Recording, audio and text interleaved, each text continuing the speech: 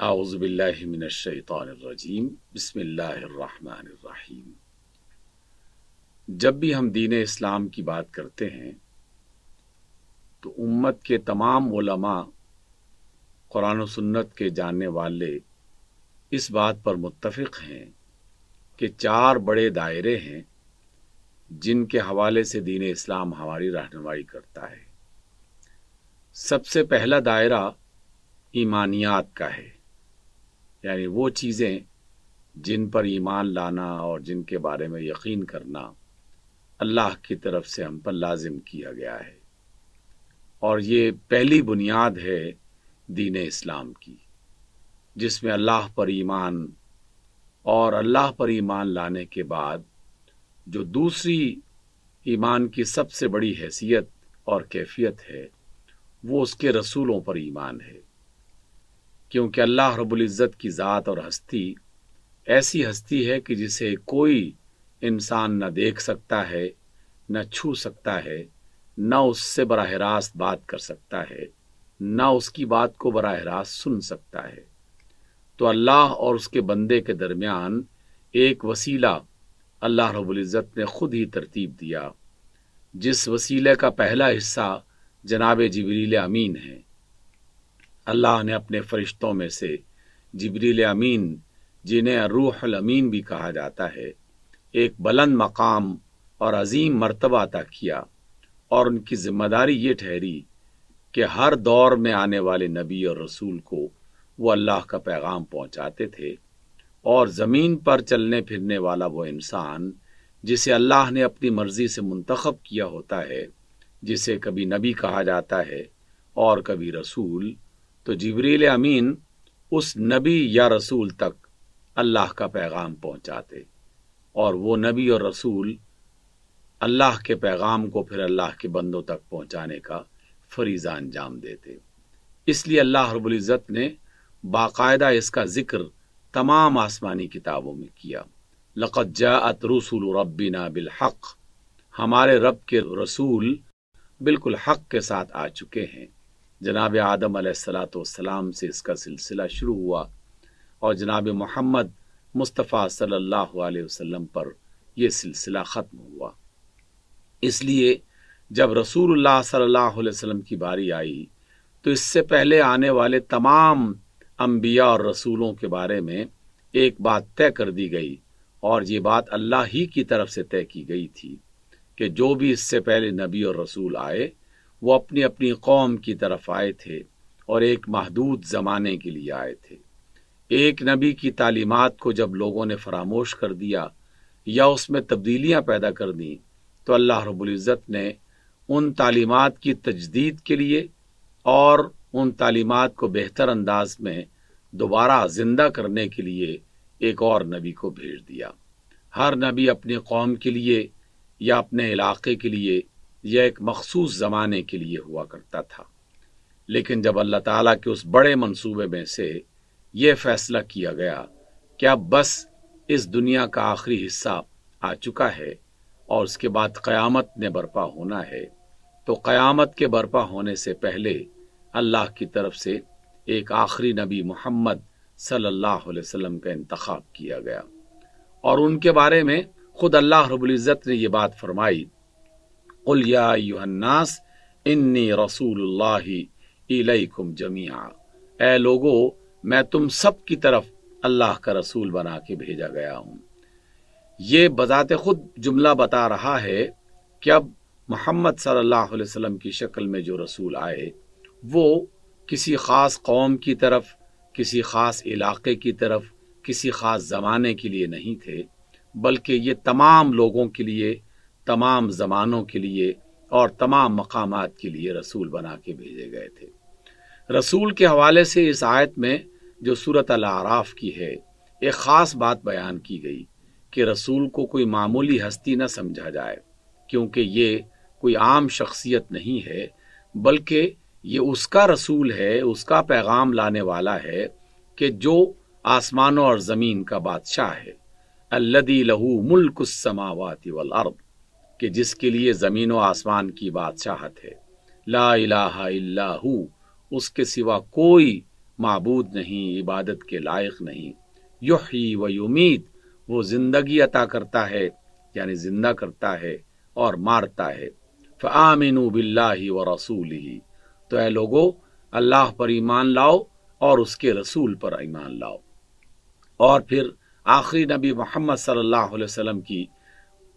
تعریف اور ان کے تعارف کے طور پر اللہ رب العزت نے یہ بات ارشاد فرمائی، النبی الامی الذی یؤمن باللہ وکلماتہ، کہ اس رسول پر تم ایمان لے آؤ، یعنی اسے مان لو کہ وہ اللہ کے رسول ہیں، وہ اللہ کے جس کی بادشاہت آسمانوں اور زمین میں ہے، جو زندہ کرتا ہے اور موت دیتا ہے، اور یہ نبی امی ہیں، یعنی انہیں کسی شخص نے نہیں پڑھایا، کسی جن نے نہیں سکھایا، بلکہ اللہ کی طرف سے جو پیغام جناب جبریل امین لے کے آتے تھے بس وہی پیغام لوگوں تک پہنچانے والے تھے۔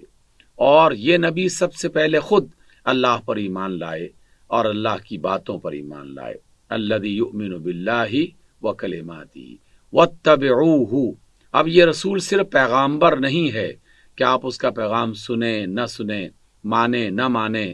اور اس کی اطاعت کریں یا نہ کریں، بلکہ یہ رسول اس لیے آیا ہے تاکہ تم اس رسول کی بات کو سنو، اس پر غور کرو، اسے تسلیم کرو، اور پھر جس طریقے سے زندگی گزارنے کا یہ طریقہ بتائیں اس راستے پر تم چلو، اسی طریقے کو اپنا طریقہ بنا کے زندگی گزارنے کی کوشش کرو۔ اس اعتبار سے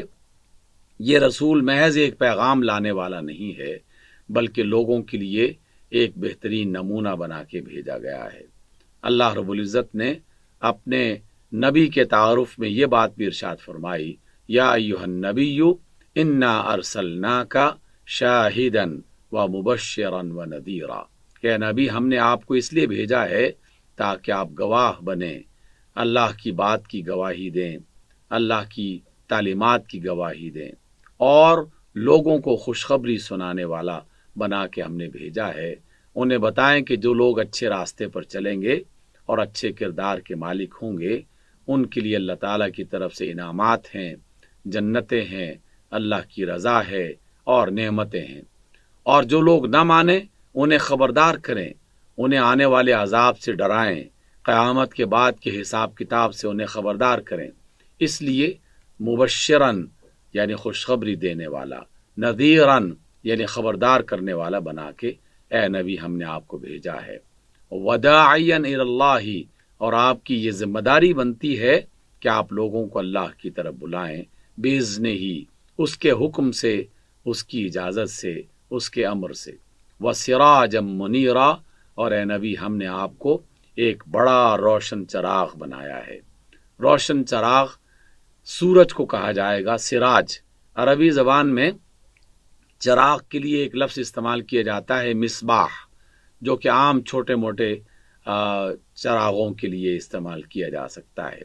لیکن جب کوئی بہت زیادہ روشنی دینے والی چیز آ جائے تو اس کے لیے سراج کا لفظ استعمال کیا جاتا ہے۔ اس لیے ستاروں کے لیے اللہ تعالیٰ نے مصابیح کا لفظ استعمال کیا اور سورج کے لیے سراج کا لفظ استعمال کیا، اور جب سورج نکلتا ہے تو پھر تمام دیے خود بخود ماند پڑ جاتے ہیں، ان کی کوئی حیثیت باقی نہیں رہتی۔ تو جب محمد صلی اللہ علیہ وسلم کی صورت میں ایک سورج، ایک آفتاب نمودار ہوا اور طلوع ہوا تو ان کی روشنی کی موجودگی میں کسی اور روشنی کی اور کسی اور رہنمائی کی ضرورت نہیں ہے۔ اس لیے اللہ تعالیٰ نے اپنے نبی کے بارے میں یہ بات ارشاد فرمائی کہ وہ سراج منیر ہیں۔ جب وہ سراج منیر ہیں تو پھر اہل ایمان کو ایک اور بات بھی ساتھ ہی سمجھا دی کہ یہ صرف اللہ کے رسول نہیں ہیں، اور صرف ایسا نہیں ہے کہ پیغام دے دیا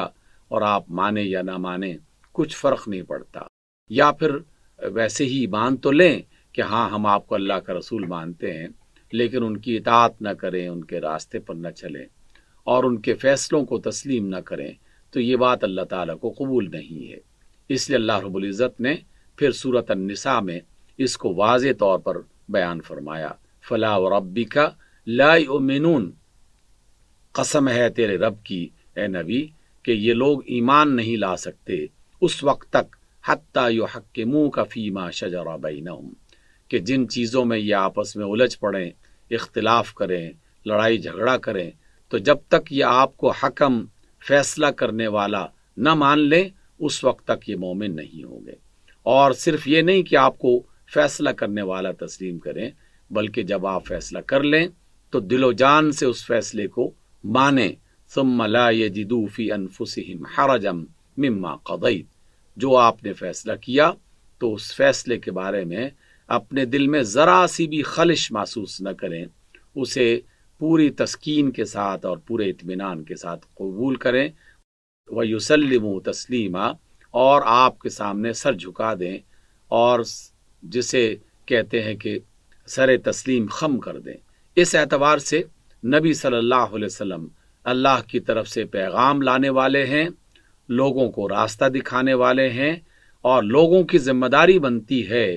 कि वो इस रसूल की हर बात को सुने, उसे तस्लीम करें और उसके मुताबिक अपनी ज़िंदगी बसर करने की कोशिश करें। तो रसूलों पर ईमान लाने के हवाले से आखिरी बात ये जान लेनी चाहिए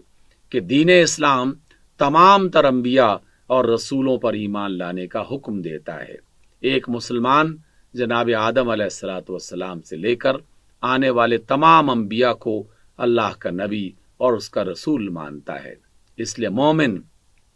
इब्राहीम अलैहिस्सलाम को भी अल्लाह का रसूल और नबी मानता है, मूसा अलैहिस्सलाम को भी अल्लाह का रसूल और नबी मानता है, मसीह अलैहिस्सलाम को भी अल्लाह का रसूल और नबी मानता है, और मोहम्मद सल्लल्लाहु अलैहि वसल्लम को भी अल्लाह का रसूल और नबी मानता है। लेकिन जब तमाम अंबिया को अल्लाह की तरफ से आने वाला नबी और रसूल मानते हुए अपने ईमान का वो इजहार करता है, तो फिर वो इस नुक्ते पर पहुंचता है कि तमाम अंबिया की तरफ से जो तालीमात पहुंचाई गईं उसकी तकमील जनाब रसूलुल्लाह सल्लल्लाहु अलैहि वसल्लम के ज़रिए से हुई, और मोहम्मद सल्लल्लाहु अलैहि वसल्लम को अपना आखिरी नबी, अल्लाह की तरफ से भेजा जाने वाला नबी तस्लीम करते हुए जिंदगी भर उनके बताए हुए रास्ते पर चलने का अज़्म करता है। इसी पर उसका ईमान मुकम्मल होगा।